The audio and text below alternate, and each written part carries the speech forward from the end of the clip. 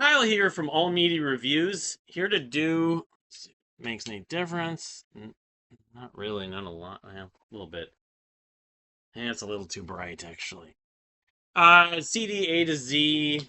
I'm just trying to get going more on this. I think at least do one of these a week. Did one last week, so I forgot to mention in the documentary, but I haven't shared that yet. But I will be probably before I do this video. Another documentary is the Jeff Buckley documentary, which yesterday, the 29th of May, was the 28th anniversary of his passing, unfortunately. So, yeah, him and Kevin will be 30 years next May, and then whatever. It's sad, but notable. So, all right, I'm gonna do this is part two of the G's. So, first part is the Genesis, my Genesis collection. Um, and I don't have all of their whole collection, but I have a lot of stuff, and so this would be part two of three probably. So I'll just go one by one. So I have, of course, I don't have the first album on CD. I have it on vinyl, but I have Trespass. Got this in the early 2000s. MCA issue. It's falling off here, but I think this is one of the last ones I bought from the Gabriel stuff just because I don't know, I knew the other ones better, but as it turned out, this is an album that I really grew to love. But of course, Anthony Phillips and John Mayhew and Ant Phillips. Um, but yeah, so this is an MCA issue. Has Stagnation is my favorite track on here, but a lot of us Looking for Someone, White Mountains, fantastic. The Knife, Visions of every track I like. Dusk. So I got, of course, Nursery Crime. Got Steve Hackett to sign it. This is many years ago, probably 20 years ago. That Borders Books tour. Yeah, I'm having a good time keeping these in the jewel cases. But again, this is a Atlantic probably a reissue, but yeah, everyone, this came out in I think it was 71. It's got Fountain of Matches. A lot of people pronounce it different ways. I've always pronounced it Matches or Matches. And Return of the Giant Hogweed. I've talked about this album many times. Harold the Barrel, Musical Box, of course, maybe the most well-known track on here. Um, so like I say, I got that signed by Steve Hackett. Um, and then I've got Foxtrot, of course, also signed by Steve Hackett. Of course, famous artwork, of course, the island and stuff like that. The island of Dr. Moreau, I always think of. A lot of these inserts, these are reissues. This again, I bought these in the 2000s. They have like the whole collection in here. Can Utility and Coastlines, I love that song. Of course, Supper's Ready. Get them up by Friday. Um, Watcher of the Skies, which has like the it sounds like the radar, the Morse code or whatever. But anyway, Foxtrot. Then I've got Genesis Live, of course. I bought this cheapo in 2004, and that was the time I was like, this was one of the last ones I got. Of course, this is a short live album. It doesn't have the Supper's Ready on it, but there's like a version from this. This is an Atlantic issue. Um, there's a version of this show. I think they did Supper's Ready, but it's got Watch of the Skies, Get 'Em Up Friday, in front of the Giant Hogweed, Musical Box, and the Knife. But the mix is nice. It's very warm, very kind of vintagey. I remember this. It's just kind of less is more, but you kind of say, I wish the show was longer. But not that they have pictures of Gabriel. I didn't think about that in the booklet. Which I think I have this on vinyl too, but I'm not certain of that. I think I do. Not a lot. It really was, their first, it's like sort of okay, that era of Genesis. We get just, and they were probably opening for some bands, so their shows probably weren't super long always. I don't know, I have to look at, but like over in England, of course, they were. So selling by the pound. I have this signed by Steve again, another reissue from Atlantic. Become my favorite, but I concluded long time around that time, the early 2000s. I was getting that all the Gabriel Genesis albums, aside saying for the first one, Genesis Revelation, were better than all the records they put out after that. I might put Duke in that mix, but that's interesting. Look what I found. My booklet from Tales from Yesterday. Well, it's good to know. I'm putting the stuff back. Um, but yes, this has got, of course, my favorite Genesis song, the Cinema Show. It's got um, Battle of Epping Forest, which is awkward, like, very quirky, but it has charm. Um, Dance with Moonlit Night, First the Fifth, the guitar solo and Tony Banks's piano arrangement. But yeah, this is a perfect record. I Know What I Like in Your Wardrobe is a should have been a pop hit, but again, they weren't well known enough, and people know Genesis. If it would have been released when Collins was singing later, it probably would have been more known, especially in the '80s. But yeah, it's very poppy. So that's great to know that I found that booklet, the Yes one, the Tales from Yesterday. So then I got the Lamb, and this was the first one I bought in the mid '90s when Mike Portnoy mentioned it. Was not the best place to start. I would never recommend someone starting with the Lamb, Lamb Lies On Broadway for their first Genesis album. Of course, my jewel case is slightly broken, but double album, the final record with Gabriel, of course. It's been discussed ad nauseum by people on YouTube and the prog community, but it's still a great record, way better than The Wall, the concept album by comparison, which come out, whatever, about 5 years to the day or the week.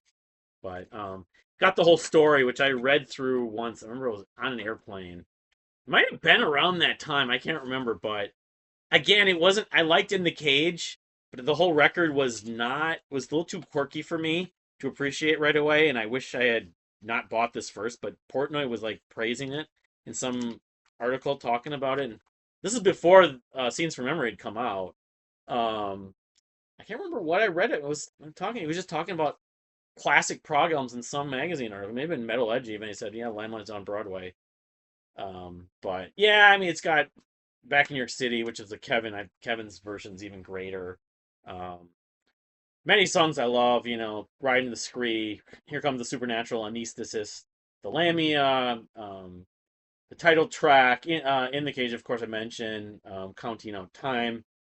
Uh, it is a bit, it's 100 minutes, and if you ever watch the movie Dark City, which is about 100 minutes too, it syncs up in a lot of weird ways. The word tuning said by those guys that are flying in the air when he says in tune, Gabriel sings in tune, but um, yeah, it's still a great record. But I don't know if I would say it's my least favorite of the Genesis stuff, so, of the Gabriel Genesis. So I have a bootleg here. I'm including this with my CD collection. This has, I think, the complete Lamb. It might, which I never got to see the musical box, the tribute reimagining band, recreation band, do all of the Lamb. I don't think. Maybe I did. The last time they came here, they might. I forget. I know they were supposed to play Fitzgerald Theater back in 2003. I tried to promote the hell out of it on the internet and at different venues, and they didn't. And Sue McLean pulled the plug because they didn't sell enough tickets. Couldn't get Dwayne Rollison. Minnesota Wild Goal at the time was a huge Genesis fan, notably, who probably made making $3, $4, $5 million a year to buy the extra tickets so they actually could guarantee a spot. They had to bring the slides. The cost. That's why Sue pulled the plug, and they played Milwaukee and Chicago.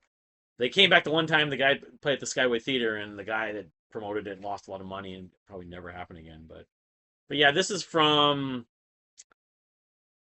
357 Canberra, Perth, Australia. It's an Australian bootleg.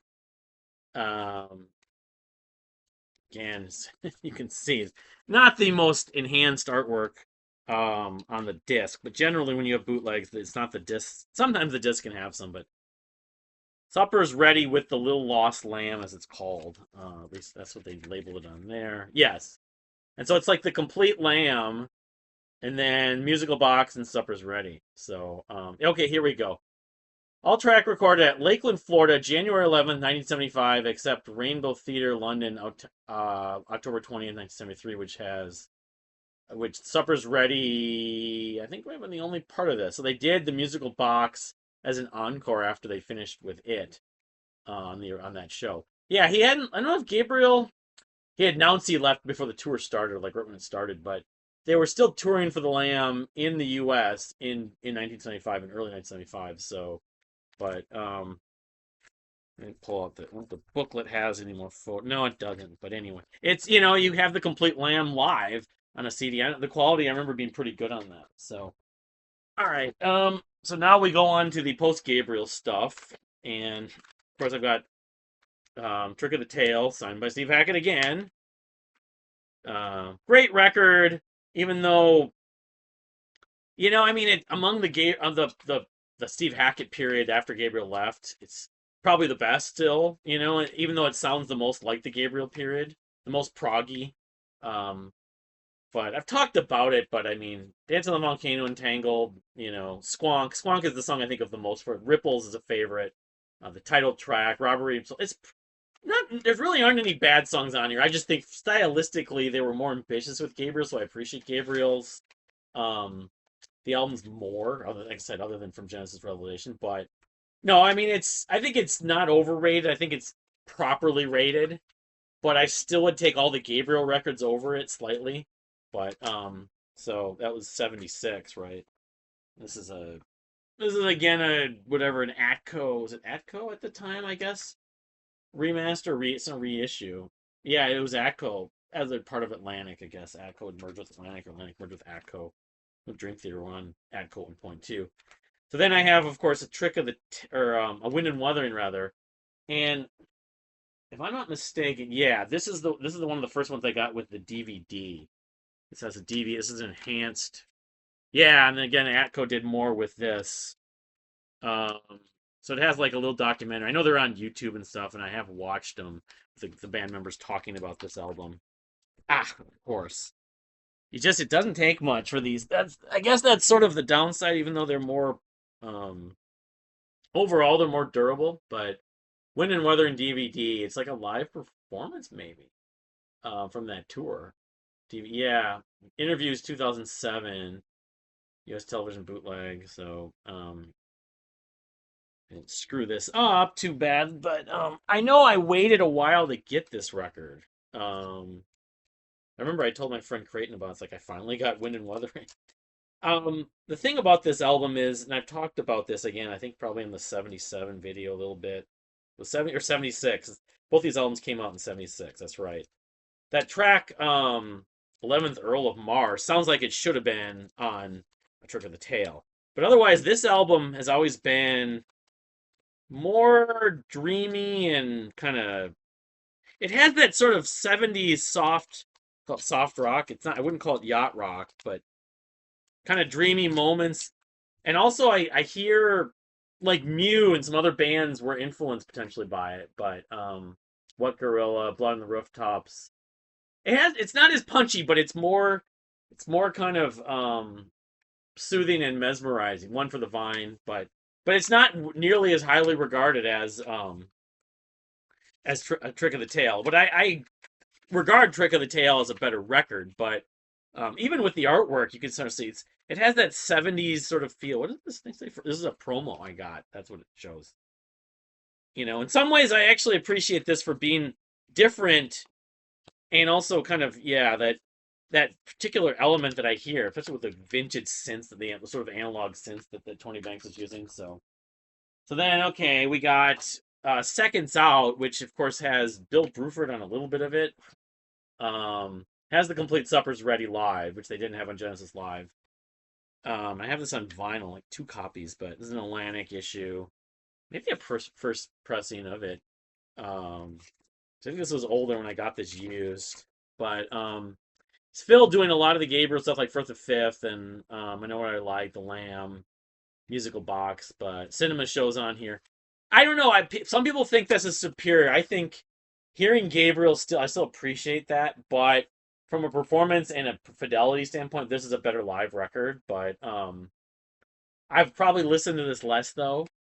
Again, I think Chester Thompson's on some of this, but I think at one point you had Phil doing duets with maybe both Bruford and Chester. Um, but you do get the live Suppers Ready, and you have Cinema Show too. Um, we never got a live album with Gabriel doing Cinema Show, but all right, so double jewel cases are big, the big ones versus the singles. So then I have, of course, and then there were 3 after Hackett leaves. 70, let's say this was 78. Which has, what is it? Undertow is the song I think of most for, but Follow You and Follow Me was the sort of small hit, the first sort of taste of a little bit of pop hitdom, if you want to call it. Burning Rope, Deep in the Motherlode. Many Too Many was a little bit of a hit too. And I think this is a remaster. Yeah, definitive edition remaster. from it. This was again Northern Atlantic. Yeah, it was 78, but kind of a contrast to the cover art on Wind and Wuthering, which really dark. But maybe that's the feeling when they lose one of their members, so they're down to a three-piece. Every one of these issues has all the covers like here's all the get all the Genesis albums, but yeah, good record. Mike Rutherford, of course, plays all the lead guitars because Hackett left him. I don't have a CD copy of that EP they did with Hackett. When I'm blanking on the name, but I don't know if it ever got issued on CD. But this is on Atlantic. And then okay, so of course I've got Duke, which I have concluded a long time ago. Even though like Trick of a Tail, I like all the records still up to this point, but it's the best drum performance that Phil ever did in some ways. Maybe other than a couple of the Gabriel records, especially the post Gabriel records. It's the best the post Gabriel record to me. Best '80s album. It's got that performance on Duke's Travels and Duke's End is just epic. It's so good. It's one of the best drumming ever performed and recorded and composed. It just has that feeling of exhilaration the way they do do do do do do do do, you know, do do do do do do do do. There's so much emotion and passion in hearing Phil play that. Of course, it has "Turn It On Again" and "Man of Our Times" was a small hit. "Turn It On Again" was more of a hit, and "Misunderstanding," which sounds very power pop-ish at points with the vocal harmonies. Woo! But yeah, Duke is a great record. It was supposed to be like an epic, the suite with a lot of the parts like Duchess and guide vocal, but Heath Hayes. But it turned out they split it up. I know the record label pressured them to do that, or it would have been kind of rivaling Supper's Ready in some ways. Because Genesis never did a big epic besides Supper's Ready, but the closest thing you could say was the Duke suite or the whole basically the record. But yeah, I love this record. To me, it's whatever I'd say the four primary Gabriel records. Well, it's five actually. Lamb, Selling England, Foxtrot. If you include, yeah, the five Gabriel records. This is at least number 6 if I'm doing a ranking. I think I've done it before, but 1980s Duke with the really really funny comic strip style artwork, of course. So all right, then I've got yeah, I have a couple more. The last Genesis piece here. I don't have any of the post Duke albums on CD. Spot the Pigeons, the album, the thing I was trying to think of. I don't know if that ever got issued on CD. Maybe from like the hardcores have it, but I have it on vinyl though. But this is maybe the first Genesis thing I ever bought. I bought Calling All Stations and The Lamb Lies on Broadway, but this bootleg I bought at a record show in the mid '90s.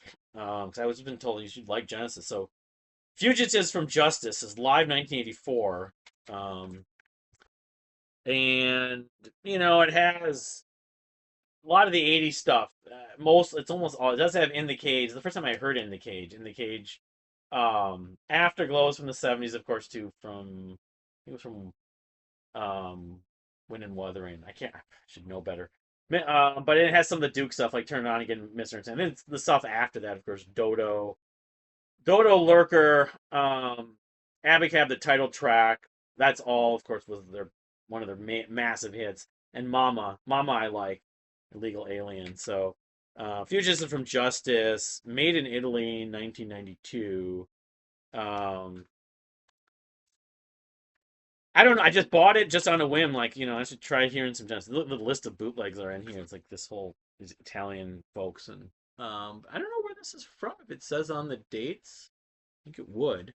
You just have to look it up live. I think it might have been in the U.S. Come to think about it, but I don't know, like Philadelphia or something.